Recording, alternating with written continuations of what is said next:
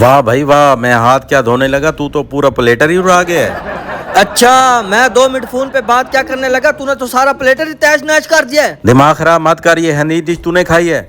मुझे पागल मत बना, ये प्लेटर तूने खाया है।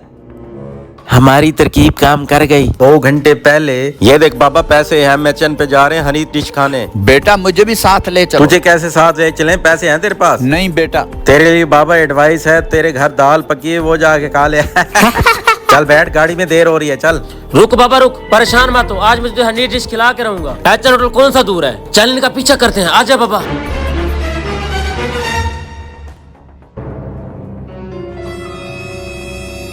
यार ये हनीफ डिश जो बड़ी मजे की है। ये हनीफ डिश तूने खाई तूने है? खाई है ये तूने डिश, खाई तूने है? खाई है? तूने? ओ भाई लड़ाई बाद में करना, पहले बिल दो।